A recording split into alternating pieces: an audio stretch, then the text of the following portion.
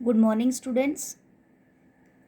Today's lecture of atomic structure is about all the rules for filling of electrons in an orbitals. Last lecture में बेटा आपने पढ़ लिया था कि हमारे पास कितने सबशेल्स होते हैं, एस, पी, डी और एफ. ये चार सबशेल्स जो हैं, जिसमें से एस जो है, S has 1 orbital, P has 3 orbitals and D has 5 orbitals and F has 7 orbitals. ये सब चीज़ें हम क्वांटम नंबर से पढ़ चुके हैं. ठीक है बेटा. अब आज हम पढ़ेंगे रूल्स जो हैं. रूल्स में सबसे पहला रूल जो है हमारे पास वो है Pauli's exclusion principle. Pauli's exclusion principle for filling of electrons in an orbital. ठीक है. तो ये जो पॉलीज प्रिंसिपल है ये क्या है बेटा, ये हमें बताता है एक फर्स्ट इसकी दो स्टेटमेंट्स हैं. फर्स्ट स्टेटमेंट इसकी क्या है, no two electron in an atom can have the same set of 4 quantum numbers. ठीक है, समझो मेरे साथ क्या मतलब है इसका. नो टू एटम्स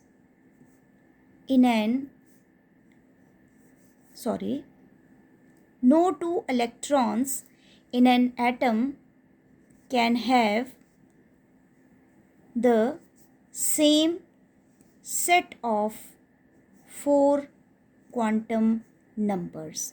यानी कोई भी दो इलेक्ट्रॉन्स किसी भी एटम में ऐसे नहीं होंगे जिनमें चारों के चारों सेट जो हैं क्वांटम नंबर्स के वो सेम होंगे. चारों सेट ऑफ क्वांटम नंबर्स क्या है, एक principal quantum number n, azimuthal quantum number l, magnetic quantum number m और स्पिन क्वांटम नंबर s. ये 4 क्वांटम नंबर्स आपने बेटा पढ़े थे.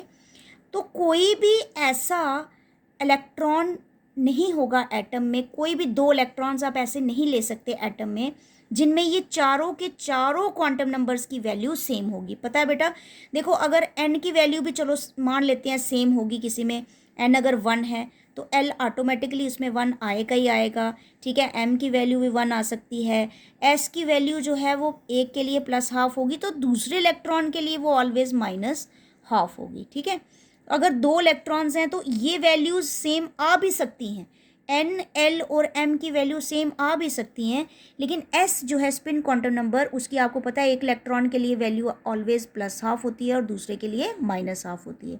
ठीक है, तो इसलिए कोई भी जो दो इलेक्ट्रॉन्स हैं एटम में उसमें same set of 4 quantum numbers नहीं होते. मतलब चारों के चारों क्वांटम नंबर्स की वैल्यू एक जैसी नहीं हो सकती. एटलीस्ट एक क्वांटम नंबर की वैल्यू जो है वो ज़रूर अलग होगी. वैसे तो 2 भी अलग हो सकती हैं, 3 भी अलग हो सकती हैं, लेकिन एक अलग ज़रूर होगी. ये एक स्टेटमेंट है पॉलीज एक्सक्लूजन प्रिंसिपल की. दूसरी स्टेटमेंट इसकी ये है कि each orbital in an atom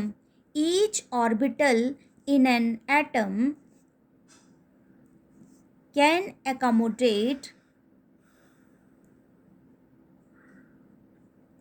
maximum 2 electrons with opposite spin. क्या कहता है दूसरी स्टेटमेंट इसकी क्या है कि हर एक ऑर्बिटल है, जैसे हम s की बात ही करें, s एक ऑर्बिटल है तो हर एक ऑर्बिटल, ये कह रहा है पॉलीज कह रहा है प्रिंसिपल कि हर एक ऑर्बिटल में हम मैक्सिमम कितने इलेक्ट्रॉन्स को बिठा सकते हैं, कितने इलेक्ट्रॉन ये अकोमोडेट कर सकता है, 2 इलेक्ट्रॉन्स को. ठीक है बेटा, तो ये एक इसकी दूसरी स्टेटमेंट है. एक स्टेटमेंट इसकी क्या थी कि कोई भी दो इलेक्ट्रॉन ऐसे नहीं हो सकते किसी भी एटम में कि जिनमें चारों सेट ऑफ क्वांटम नंबर्स की वैल्यू सेम होगी, एक ना एक वैल्यू डिफरेंट ज़रूर होगी. ठीक है, इस पे आपको कुछ ऑब्जेक्टिव टाइप क्वेश्चंस भी कई बार आ जाते हैं पेपर में. ठीक है, दूसरी क्या है, दूसरी स्टेटमेंट इसकी क्या है कि हर एक ऑर्बिटल्स जो हैं वो कितने इलेक्ट्रॉन से अकोमोडेट कर सकता है, वो 2, हर एक ऑर्बिटल में आप मैक्सिमम 2 इलेक्ट्रॉन्स को अकोमोडेट कर सकते हो. और वो दोनों इलेक्ट्रॉन्स जो हैं उनकी स्पिन ऑपोजिट होगी. स्पिन होती है डायरेक्शन, जैसे एक अगर क्लॉकवाइज है और दूसरी अगर एंटी क्लॉकवाइज. और क्लॉकवाइज और एंटी क्लॉकवाइज डायरेक्शन को हम कैसे रिप्रेजेंट करते हैं, एक का एरो ऊपर कर देते हैं, दूसरे का एरो हम डाउनवर्ड कर देते हैं. ये हो गई इनकी डायरेक्शन, जिनको हम स्पिन्स भी कहते हैं, रोटेशन भी कहते हैं. ठीक है, ये था बेटा आपका पॉलीज एक्सक्लूजन प्रिंसिपल. अब हम दूसरे रूल पे चलते हैं. दूसरा जो आपका स्ट्रक्चर ऑफ एटम में रूल है that is your Hund's rule. Hund's rule क्या कहता है? Hund's rule says that each orbital, हर एक ऑर्बिटल जो है उसको हम फर्स्ट सिंगली फिल्ड करेंगे, ठीक है। This rule states that each orbital is first singly filled, then pairing of electrons will be done. पहले हम हर एक ऑर्बिटल को सिंगली फिल्ड करेंगे। बेटा देखो, जैसे ये p है, p में मैंने आपको क्या बताया, p के कितने ऑर्बिटल्स हैं? 3 हैं, एक px, एक py और एक pz। p में अगर हमने इलेक्ट्रॉन्स को भरना है तो तरीका क्या है? हंस रूल हमें क्या बता रहा है? हंस रूल कह रहा है पहले आप सिंगली फिल्ड करो भाई। सिंगली फिल्ड मतलब पहले आप 1, 2, 3 इलेक्ट्रॉन्स को भरो, उसके बाद आप भरो 4th, 5th एंड 6th। मतलब चौथा इलेक्ट्रॉन जो भरना है आपने, वो पहले 3 इलेक्ट्रॉन को भर के फिर आप 4th भरोगे, फिर आप 5th भरोगे और फिर आप 6th भरोगे। अगर आप ऐसे भरते हो बेटा, अगर p में यहाँ 3 ऑर्बिटल्स हैं, अगर आपने सपोज 4 इलेक्ट्रॉन भरने हैं तो आप ऐसे भर देते हो 1, 2, 3, 4, तो ये फिलिंग जो है आपकी ये रॉन्ग हो जाएगी। This filling is your wrong, ठीक है। जैसे डी में सपोज करो आपने 6 इलेक्ट्रॉन भरने हैं तो आप ऐसे नहीं भर सकते 1, 2, 3, 4, 5, 6, ये आपकी रॉन्ग फिलिंग होगी। This is your wrong filling. कैसे रॉन्ग फिलिंग होगी? आपने कैसे भरना है? जैसे आपके डी के यहाँ 5 हैं तो आपने अगर 6 इलेक्ट्रॉन भरने हैं तो आप कैसे भरोगे? 1, 2, 3, 4, 5, छठा इलेक्ट्रॉन आपका यहाँ पे आएगा। अगर 7 भरने हैं तो 7वां आपका यहाँ पे आएगा, 8 भरने हैं तो 8वां आपका यहाँ पे आएगा, 9 भरने हैं तो 9वां यहाँ पे, 10 भरने हैं तो 10वां आपका यहाँ पे आएगा। ये एक रूल है, ये अपने से हम फिलिंग कभी भी नहीं करेंगे। और ये फिलिंग इलेक्ट्रॉन्स की, ये रूल्स जो है ये खाली आपको स्ट्रक्चर ऑफ एटम में ही नहीं बेटा आपको समझने हैं, ये आगे बॉन्डिंग करना है आपने, आगे 12th में भी आपने बहुत कुछ पढ़ना है। ये रूल्स आपके अब केमिस्ट्री में हर जगह अप्लाई होने हैं। इसको आप ध्यान से यहाँ पे पढ़ लो कि जहाँ भी हमने ऑर्बिटल्स में इलेक्ट्रॉन की फिलिंग करनी होती है, ऑलवेज हमने ऑर्बिटल्स को पहले क्या करना है बेटा? सिंगली फिल्ड करना है। सिंगली फिल्ड भी कहते हैं हम इसको सिंगली फिल्ड का नाम भी देते हैं, हम इसको पार्शली फिल्ड भी कहते हैं। पार्शली फिल्ड का भी वही मतलब होता है कि हाफ फिल्ड, पार्शली फिल्ड या हाफ फिल्ड। पहले हम हमेशा ऑर्बिटल्स को क्या करेंगे? सिंगली फिल्ड करेंगे, पार्शली भी कह सकते हो, हाफ फिल्ड भी कह सकते हो। Then you will start the pairing of electron. Pairing of electron मतलब क्या हो गया? फुली फिल्ड, उसको हम क्या बोलेंगे? फुली फिल्ड भी कह सकते हैं, ठीक है, और डबलिंग ऑफ इलेक्ट्रॉन्स भी कह सकते हैं, ठीक है। तो ये था हमारा दूसरा रूल। रूल्स बहुत इजी हैं लेकिन सिर्फ आपने उनको अंडरस्टैंड करना है। दूसरा रूल था हमारा कौन सा बेटा? हंस रूल। अब हम चलेंगे थर्ड रूल पे। थर्ड रूल है हमारे पास ऑफबूज प्रिंसिपल। अब ऑफबूज प्रिंसिपल क्या कहता है? ऑफबूज प्रिंसिपल स्टेट्स दैट, इसकी स्टेटमेंट्स क्या है? That filling of electrons in an orbital is done in according of their increasing energies। ठीक है बेटा, मैंने क्या कहा? और इस रूल को बेटा हम n+l रूल भी कहते हैं। ऑफबूज प्रिंसिपल को हम एक और नाम देते हैं। क्या नाम दिया मैंने? n+l rule. और ये रूल क्या स्टेटमेंट देता है आपको? ये रूल कहता है कि किसी भी ऑर्बिटल में जो आपने फिलिंग करनी है इलेक्ट्रॉन्स की, वो कैसे करनी है? उनकी इंक्रीजिंग एनर्जीज के हिसाब से, यानी पहले कम एनर्जी वाला फिल करोगे, उसके बाद ज़्यादा एनर्जी वाला फिल करोगे, ठीक है बेटा। और इस रूल को हम n+l रूल भी कह रहे हैं, ठीक। यहाँ पे n+l का क्या मतलब है? n क्या है आपका? Principal quantum number. l क्या है आपका? Azimuthal quantum number. यानी l क्या है? आपके शेल्स। और l क्या होता है आपका? सब शेल्स, ठीक है। जैसे सपोज करो, मैं आपको एक एग्जाम्पल दे देती हूँ इसको समझाने के लिए। हमारे पास आता है एक 4s ऑर्बिटल और एक आता है हमारे पास 3d। कहने को तो 3d जो है वो तीसरे शेल का है, तीसरे शेल का सब शेल है ना बेटा। फर्स्ट ये न्यूक्लियस है आपका, ये आपका फर्स्ट शेल है k, इसके बाद आपका सेकंड शेल है l, इसके बाद आपका थर्ड शेल है m, ठीक है। और फिर है आपका n shell, that is your 4th shell. First shell में आपका एक ही सब शेल बना, दैट इज 1s।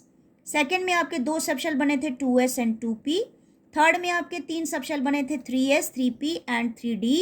4s में आपके कितने बने थे 4s 4p 4d and 4f।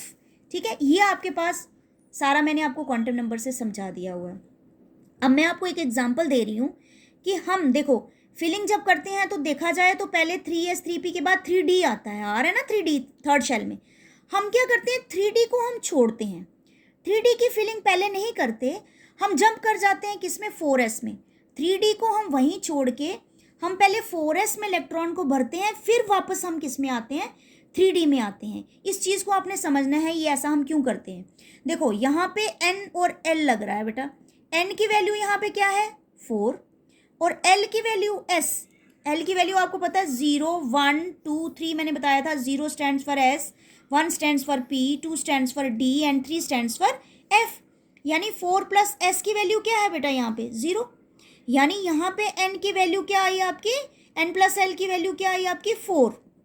और अगर हम 3d में निकालें तो 3d में n की वैल्यू क्या है आपकी 3 और प्लस l की वैल्यू क्या है, d की वैल्यू क्या दे रहा है ये 2 दे रहा है।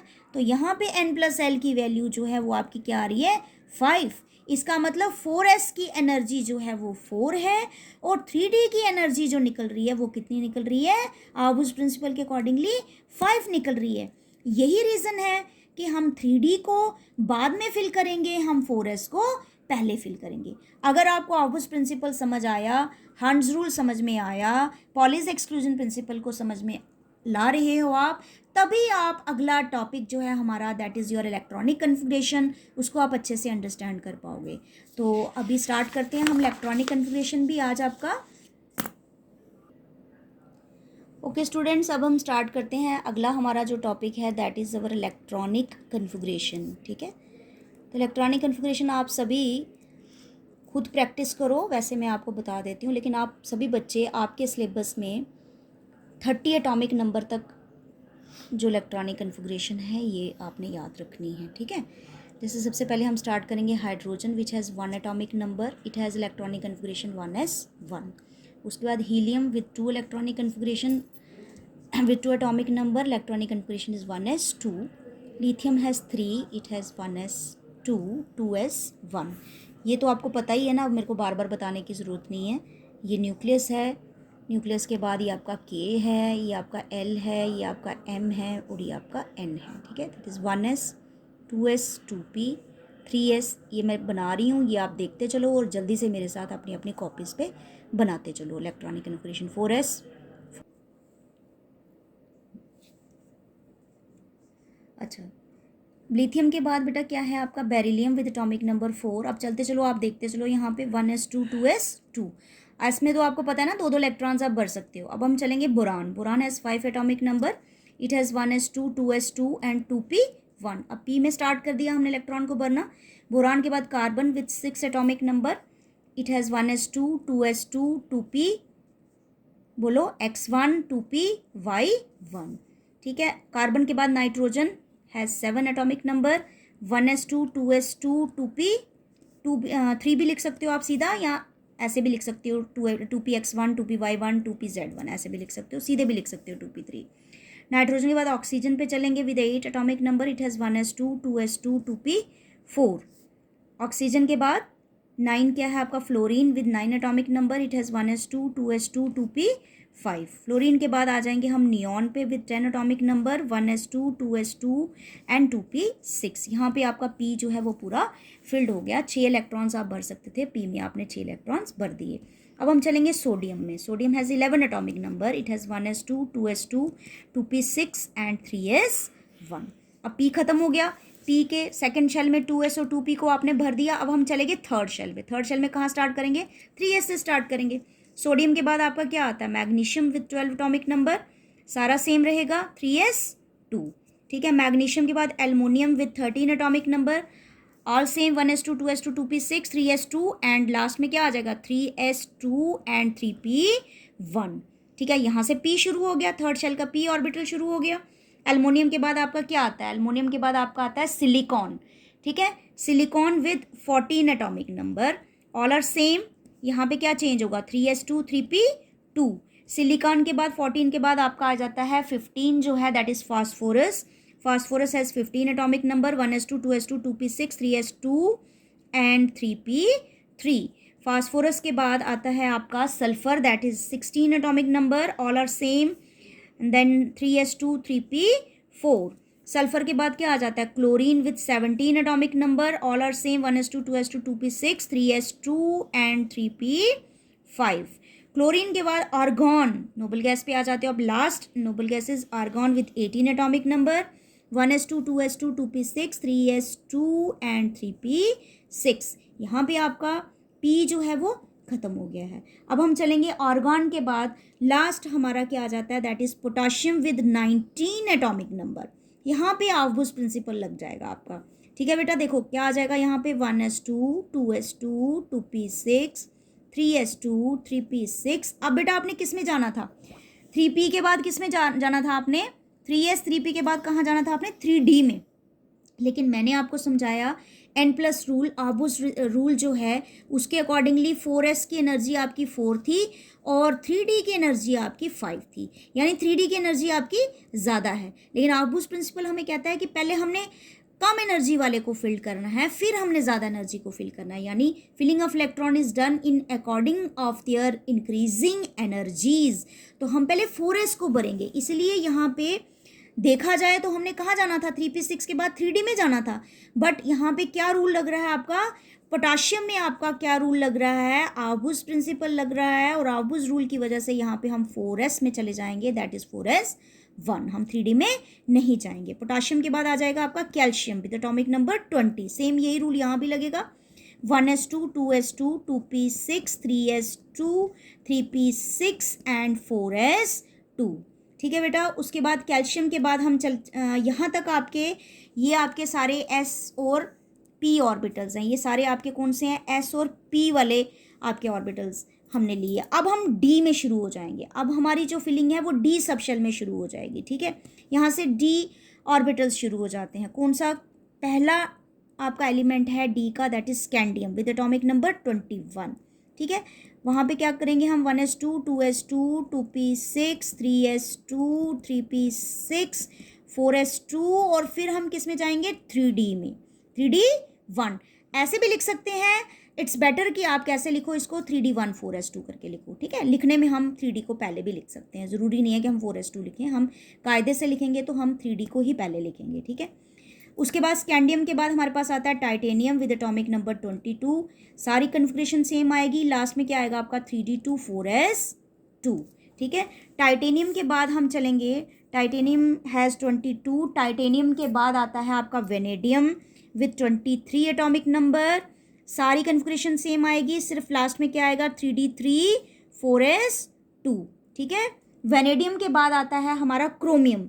Chromium with atomic number 24. देखो सारी कन्फिग्रेशन सेम आएगी. लास्ट में क्या आना था यहाँ पे?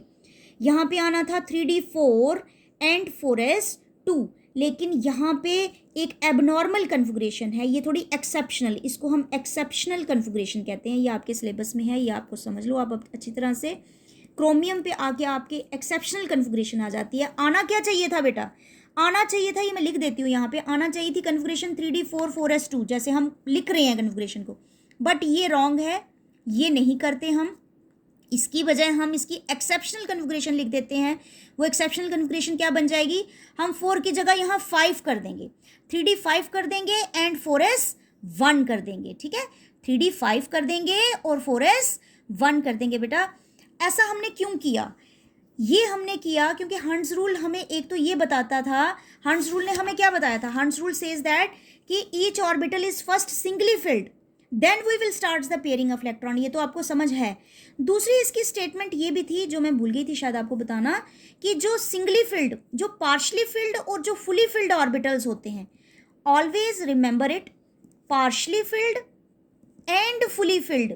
ठीक है, fully filled orbitals are highly stable in energies. इनकी स्टेबिलिटी सबसे ज़्यादा होती है. क्या मतलब? कि देखो अगर हम 3d में 4 रखेंगे तो 4 इलेक्ट्रॉन्स ना तो वो पार्शली फिल्ड है ना तो वो फुली फिल्ड है ना. d में कितने हैं आपके ऑर्बिटल्स? देखो d में आपके 5 हैं. अगर मैं यहाँ 4 भरती तो 4 से तो पार्शली फिल्ड का भी नहीं हमारा सॉल्व हो रहा मकसद और ना ही फुली फिल्ड का. अगर मैं 3D4 की जगह यहाँ पे एक्सेप्शनल कन्फिग्रेशन में इसको 3D5 कर दूँ और 4s में 3D5 कर दूँ और 4s में मैं इसको 1 कर दूँ, बेशक 1 कर दूँ, उससे क्या हो रहा है, मेरे जितने भी इलेक्ट्रॉन्स हैं 3D में भी और 4s में भी, वो आपको कैसे दिख रहे हैं, सिंगली फिल्ड दिख रहे हैं ना, सिंगली फिल्ड दिख रहे हैं, ठीक है। सिंगली फिल्ड भी कह सकते हो, सेम अलाइनमेंट भी कह सकते हो, सेम अलाइनमेंट का क्या मतलब है, एक जैसा अरेंजमेंट, ठीक है। जब इलेक्ट्रॉन सारे एक ही अलाइनमेंट में होते हैं, एक ही अरेंजमेंट में होते हैं, दूसरी बात, या तो वो पार्शियली फिल्ड होते हैं या वो फुली फिल्ड होते हैं, they are highly stable in energies. तो एक्सेप्शनल कन्फिग्रेशन में एक रीजन, दो रीजन आपके पेपर में रीजंस पूछेंगे, ठीक है। एक रीजन तो आ गया क्या, स्टेबिलिटी, ठीक है, stability due to partially filled, क्योंकि ये पार्शियली फिल्ड होने के कारण स्टेबिलिटी है। दूसरा इसका रीजन आपने लिखना है अलाइनमेंट। क्या रीजन लिखना है, अलाइनमेंट, कि ये सारे एक ही अलाइनमेंट में है, ठीक है। तीसरा रीजन आपने लिखना है एक्सचेंज एनर्जीज। एक्सचेंज एनर्जीज भी बेटा, अगर आप इस तरह से इसको पार्शियली फिल्ड करके आपने क्या किया, यहाँ पे 3D5 बनाए और 4s1 बनाया, एक्सचेंज एनर्जीज का क्या मतलब है, देखो अगर यहाँ पे 4 ही इलेक्ट्रॉन होते तो ये इलेक्ट्रॉन इसको एक्सचेंज कर सकता है एनर्जी, ये इसको दे सकता है, ये इसको दे सकता है, यानी इतनी ही एक्सचेंज एनर्जीज होनी थी। लेकिन 5 बनाने से क्या है, 5 बनाने से आपकी एक्सचेंज एनर्जीज जो हैं वो बढ़ गई है ना, आप ज़्यादा एक्सचेंज कर सकते हो एनर्जीज को। तो इस तरह से 3 रीज़न आपने यहाँ पे बताने हैं, एक stability due to partially filled, दूसरा अलाइनमेंट और तीसरा एक्सचेंज एनर्जीज, ठीक है। उसके बाद बेटा क्रोमियम के बाद हम जाएंगे मैग्नीज पे। मैग्नीज हैज़ एटॉमिक नंबर 25, तो सेम इलेक्ट्रॉनिक कन्फिग्रेशन आएगी 1s2 2s2 2p6 3s2 3p6 और लास्ट में 3d5 4s2, ठीक है।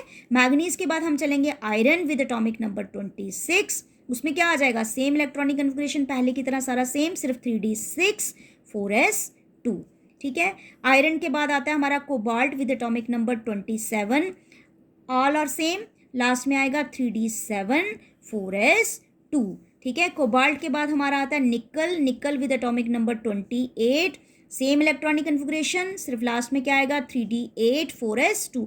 अभी हम सेम ही चल रहे हैं, कोई चेंज नहीं कर रहे, कैसे, जैसे पहले हमने किया 3d1 4s2, फिर 3d2 4s2, फिर 3d3 4s2, फिर यहाँ पे एक्सेप्शनल आई क्रोमियम में, है ना। क्रोमियम के बाद फिर आगे बिल्कुल सेम चल रहा है, मैग्नीज में 3d5 4s2, आयरन में 3d6 4s2, कोबाल्ट में 3d7 4s2, निकल में 3d8 4s2। अब हम चलेंगे कॉपर में, copper with atomic number 29। Copper में भी आपकी क्या आ जाएगी, एक्सेप्शनल कन्फिग्रेशन। ये पेपर में क्वेश्चन आता है, कौन से 2 ऐसे एलिमेंट हैं डी ब्लॉक एलिमेंट्स में जिनकी एक्सेप्शनल कन्फिग्रेशन आती है, वहाँ पे आपने आंसर में क्रोमियम और कॉपर टिक करना है। और अगर रीजंस पूछे जाएंगे, अगर आपका मतलब शॉर्ट आंसर टाइप क्वेश्चन होगा 2 नंबर का या 3 नंबर का, वहाँ पे आपने पूरे रीजन जो मैंने समझाए हैं वो लिखने हैं। अब कॉपर में बेटा क्या होना था, सेम इलेक्ट्रॉनिक कन्फिग्रेशन, लास्ट में आना था यहाँ पे 3d9 4s2, यही आना था ना 3d9 4s2। लेकिन हम एक्सेप्शनल की वजह यहाँ पे अब हम क्या लिखेंगे 3d10 4s1, ठीक है। हमने क्या कर दिया, हमने 3D को 10 कर दिया बेटा, कॉपर में होना चाहिए था 9, हमने इसको पूरा 10 कर दिया और लास्ट में हमने 4s1 रखा। 10 करने का रीज़न हमारा क्या था, हंस रूल हमें कहता है या तो भाई पार्शली फिल्ड की एनर्जी स्टेबिलिटी सबसे ज़्यादा है, या तो भाई फुली फिल्ड की स्टेबिलिटी सबसे ज़्यादा है, तो ऑब्वियसली हम उसको स्टेबल करेंगे ना ज़्यादा, तो हमने उसको फुली फिल्ड कर दिया और लास्ट में 4s1 रखा। एक तो स्टेबिलिटी रीज़न आ जाएगा, दूसरा एक्सचेंज एनर्जीज 10 के कारण बढ़ जाएंगी, ठीक है। तो यही 2 रीज़न देके आपने कॉपर की एक्सेप्शनल कन्फिग्रेशन लिखनी है, that is 3d10 4s1। Last में हमारा जिंक है विद एटॉमिक नंबर 30, इसकी कन्फिग्रेशन क्या आएगी 3d10 4s2। तो ये आपका लास्ट टॉपिक था इस चैप्टर का, स्ट्रक्चर ऑफ एटम का, दैट इज इलेक्ट्रॉनिक कन्फिग्रेशन और रूल्स। ये मैंने आपको अच्छी तरह से सारे समझा दिए हैं। अब आप इस चैप्टर को अच्छे से पढ़ो, इसका हम टेस्ट भी कंडक्ट कर लेंगे गूगल ऐप पे, आपका टेस्ट भी ले लेंगे, ठीक है बेटा। ओके फिर, okay, thanks for watching the video.